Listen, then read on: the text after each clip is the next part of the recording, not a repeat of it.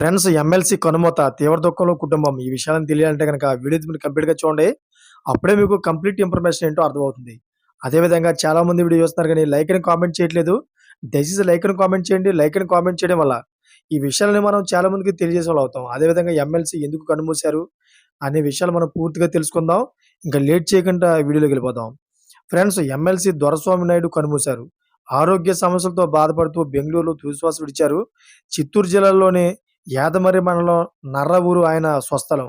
మాజీ ఎమ్మెల్సీ దొరస్వామి నాయుడు కన్నుమూశారు. ఆరోగ్య సమస్యలతో బాధపడుతూ బెంగుళూరు తుదిశ్వాస విడిచారు. అదేవిధంగా కాంగ్రెస్ తరపున కర్ణాటకలో ఎమ్మెల్సీగా పనిచేశారు దొరస్వామి నాయుడు.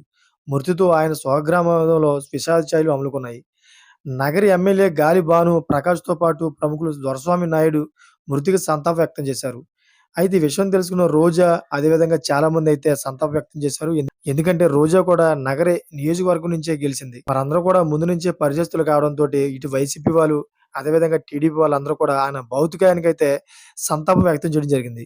చూసారా ఫ్రెండ్స్, ఇటువంటి లేటెస్ట్ అప్డేట్స్ కోసం ఛానెల్ సబ్స్క్రైబ్ చేసుకోండి. గంట పైన ఆల్‌లో పెట్టుకోండి. నేను చేసే ప్రతి ఒక్క అప్డేట్ మీరు ముందుగానే పొందగలుగుతారు. అదేవిధంగా ఇప్పటి వరకు చూసిన ప్రతి ఒక్కరికి కూడా థాంక్ ఫర్ వాచింగ్ ఫ్రెండ్స్.